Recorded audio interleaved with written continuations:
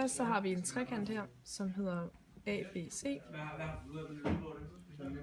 Og så skal vi så finde højden i den, som ved RBB, som hedder H. Jeps.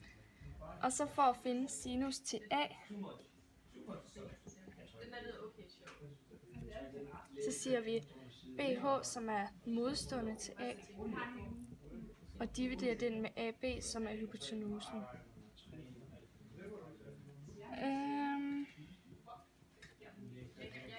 BH, som er den modstående, det er lille h, og AB, som er hypotenusen, det er lille c.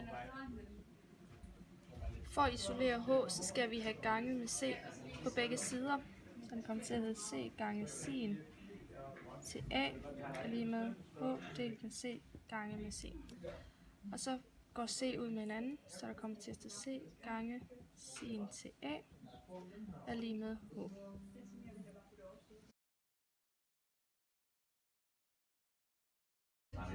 Vi har igen vores trekant, som hedder ABC, hvor vores højde til C den hedder H. Og formlen for at finde arealet i en trekant hedder T er lige med en halv gange C gange A gange sinus til B. Og grundlinjen er altid lige med C. Ja, og i trekant CBH, der har vi sinus B, som er lige med modstående, som er H, og hypotenusen, som er A. Og for at isolere H, så skal vi gange med A på begge sider. Så den kommer til A gange sinus B er lige med H delt med A gange med A. Så går A med hinanden herude, og vi har nu fået isoleret H. Og den oprindelige arealformel er T lige med en halv gange grundlinje, som er C, gange højde, som er lille h, som vi fandt ved at sige A gange sinus til B. Derfor ligner de to formler hinanden, da det her, det er det samme som H. Og C er grundlinjen, så det kommer til at T er lige med en halv gang grundlinje gange højde.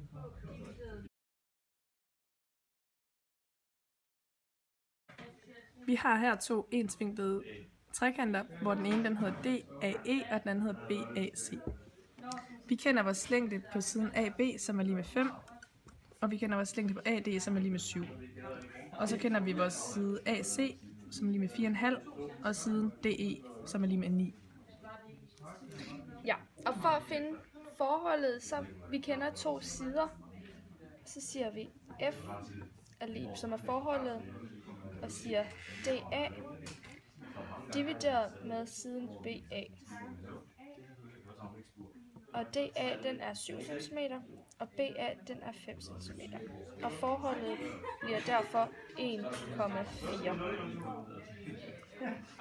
1,4. Så skal vi finde siden AE. Og det gør vi ved at sige F gange med siden AC. Og forholdet kender vi, og den er 1,4. Og vi kender siden AC, som er 4,5. Siden AE bliver derfor 6,3. Så skal vi finde siden BC, og det gør vi ved at sige DE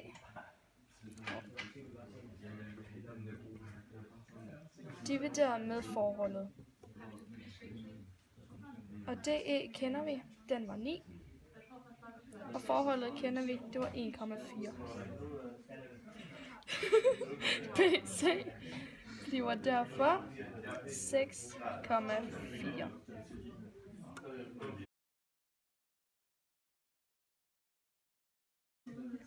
Vi har her en retvinklet trekant, som hedder ABC, hvor vi kender målet på C, som er lige med 10, og vi kender siden B, som er lige med 6. Fordi det er en retvinklet trekant, så kan vi bruge vores Pythagoras, som hedder CN er lige med AN plus BN. Ja, og vi kender C, som er 10, så den hedder 10n er lige med AN, fordi den kender vi ikke. Og plus BN, som vi kender, som er 6. Og 10n, det er 100, er lige med AN plus 6n, som er 36. Så minuser, for at isolere AN, så minuser vi med 36 på begge sider. Så 100 lige minus 36, lige med AN plus 36. Nej, ikke stop den. Minus 36. Okay, så hedder den 64 er lige med A i n. Og så hedder den A lige med kvadratroden, fordi det er det modsatte af potens. Så kvadratroden er 64, og A bliver derfor 8.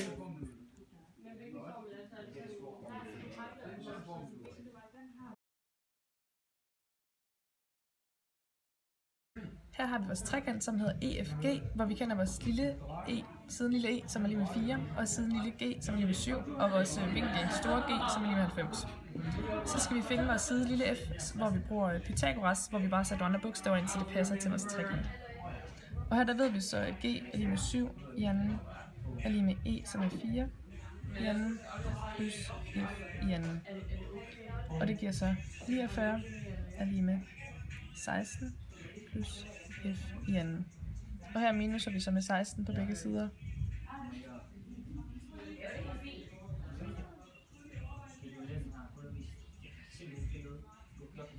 Og så giver det så 33. Og der finder vi så kvadratroden af, som så er lige med 5,7. Og dermed var side f så 5,7. Okay, for at finde vinkel E, bruger vi kosinusrelationen, da vi kender alle siderne og en vinkel. Og kosinusrelationen, den hedder cos til E, er lige med f i anden plus g i anden minus e i anden, divideret med 2 gange f gange g.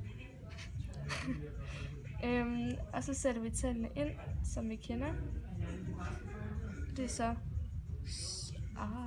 5,7 i anden plus 7 i anden minus 4 i anden, divideret med 2 gange 5,7 gange 7. Og det bliver så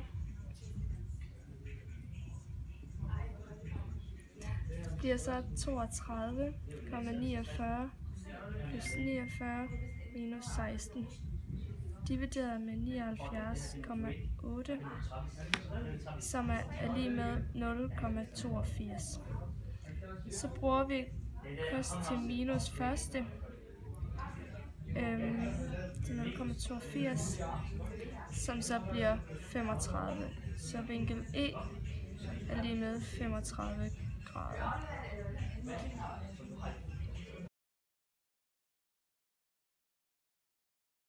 For at finde vores vinkel C, så bruger vi vores sinusrelation, som hedder A delt med sin til A, er lige med C delt med sin til C. Og vi kender vores lille A, som er 3,5, og vi kender vores vinkel A, som er 24. Vi kender vores lille C, som er 8,2, og vi kender ikke vores C. Og så dividerer vi 3,5 med sinus til 24, så det kommer til at hedde 3,5 delt med 0,40 og lige med 8,2 delt med, så beregner vi ligningen, og dermed så bliver sin C til sin til 0,90. Derfor sætter vi ind sinus minus første 0,90. Det bliver 64 grader. Det vil sige, at den er 64 grader her.